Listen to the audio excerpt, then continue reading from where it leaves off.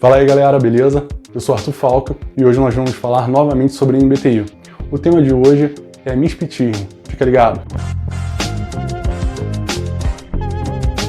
Muitas vezes as pessoas vêm aqui no canal e falam a respeito de um tipo de personalidade ou uma pessoa sendo real ou fictícia que tem um determinado tipo de personalidade e vem julgar esse tipo, né? Se eu fiz uma análise certa ou não.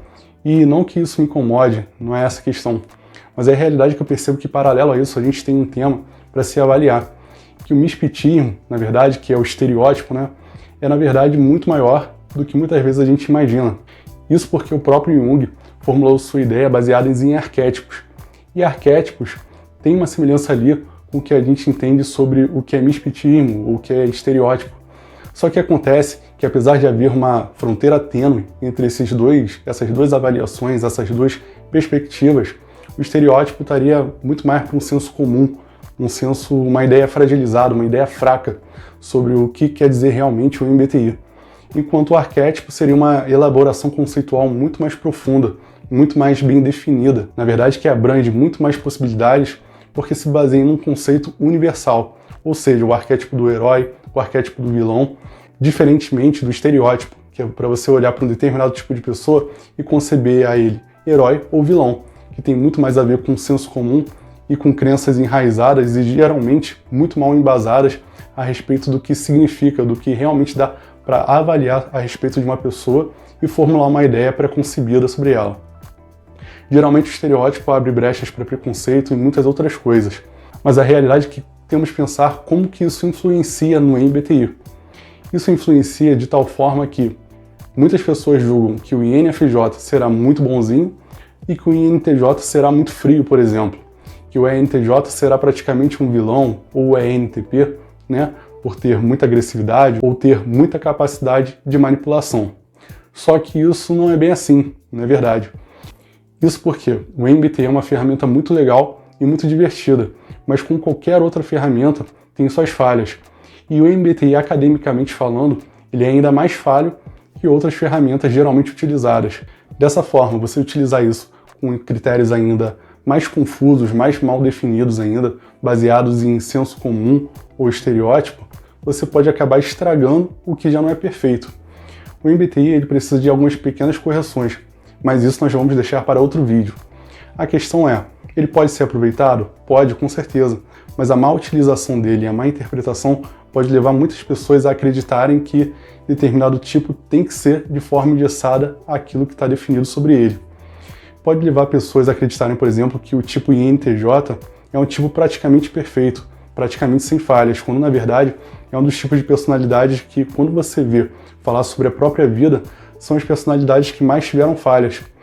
Experimente, por exemplo, ler a biografia do Elon Musk ou, por exemplo, alguma coisa sobre o Mark Zuckerberg, você verá que não é tão fácil assim ser um tipo INTJ. Outra coisa é que isso leva a alguns outros estereótipos, como, por exemplo, o Hitler ser INFJ, todo mundo acha super interessante, porque sai da expressividade básica do que seria um INFJ, né? Mas as pessoas não entendem o porquê e às vezes vêm trazer questionamentos que não são assim exatamente viáveis. É difícil você passar a informação sobre o que é um INFJ e por que ele é ruim, por exemplo. Ele pode ser uma personalidade ruim, mesmo a descrição dizendo que ele se importa com as pessoas. Uma das possíveis explicações seria porque o INFJ, todo mundo, quando expressa afeto, não quer somente expressar afeto, mas quer expressar um afeto condicionado a receber esse afeto de volta. Então você expressa algum tipo de afeto querendo retorno disso. O que não quer dizer exatamente que todo INFJ vai ser vilão como Hitler, ou que todo mundo que é bonzinho e introvertido seja um INFJ, como por exemplo a imagem que tem de Jesus, como alguém muito bonzinho. Só que na realidade, quando você vai ver sobre Jesus, ele é sim uma grande personalidade, porém ele não era tão calmo como as pessoas pensam. Ele se impunha justamente para defender outras pessoas, justamente para defender a salvação para todos. Quando você vai ler o texto bíblico, por exemplo, ele se expressa confrontando, por exemplo, os fariseus, e ele se impõe, algo que um INFJ, por exemplo, não faria, talvez. Seria provavelmente muito mais persuasivo. E Jesus simplesmente se impõe o tempo todo para lidar com aquela discrepância entre a sua religião, aquilo que ele tinha para mostrar como salvação aquilo que ele acreditava que era uma reconexão entre os humanos e Deus, e o que os fariseus, na verdade, vendiam, né? A ideia que eles vendiam, na verdade, o legalismo carregado de ideias ali sobre aquilo que eles acreditavam que levaria à salvação. Ou seja, Jesus confrontou esse sistema muito típico de uma função TE, por exemplo. Mas não vamos entrar aqui na análise da personalidade de Jesus, porque isso já foi feito. Porém, é só uma forma de trazer um exemplo para mostrar como o misticismo pode acabar com todo mundo, pode acabar com qualquer preceito. Isso porque as pessoas querem enxergar no seu tipo não um autoconhecimento ou uma personalidade para definir e brincar, mas sim começaram a encarar MBTI como uma forma de elogio.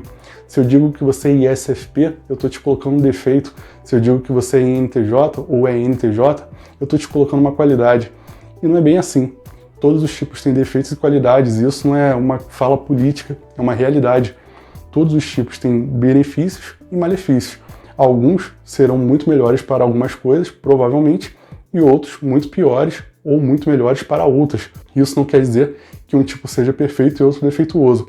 É claro que realmente existe destaque de algumas personalidades em alguns meios, mas você trazer isso quase como um elogio ou uma ofensa a ponto de se sentir ofendido quando algum tipo é comparado a Hitler ou algum tipo é comparado com qualquer personalidade ruim, ou trazer alguma ideia, por exemplo, com um tipo comparado a Stalin ou qualquer tipo de personalidade complicada, você vai se basear numa ofensa, ou, por exemplo, Elon Musk, que é bem sucedido e é INTJ, você achar que todos os INTJ serão assim, por mais que a descrição diga que muitas vezes eles são 1% do topo, é 1% do topo da carreira acadêmica.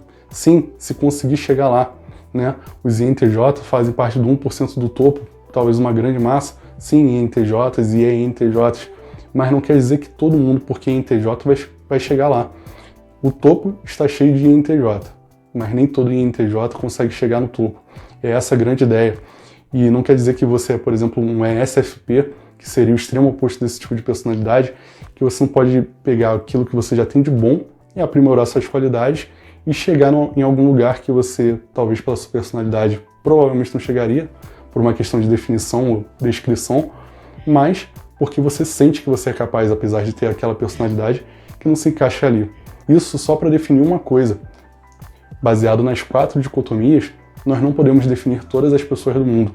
Por mais que bata muita coisa, é muito pouco para você resumir tanta variabilidade de pessoas, de personalidade, de contexto, né? Então fica aí essa dica. Não pense no MBTI como um elogio ou uma ofensa para alguém, se quase como dividindo ainda mais as pessoas em outros grupos, né? De INTJ, de ISFP, de ESFP, né? Como se tivesse que haver essa divisão o tempo todo, mas sim como algo para agregar e para a gente brincar, trazer autoconhecimento para uns e divertimento para outros, beleza? Então até o próximo vídeo, galera. Se inscreve no canal e lá no Instagram, valeu? Abraço!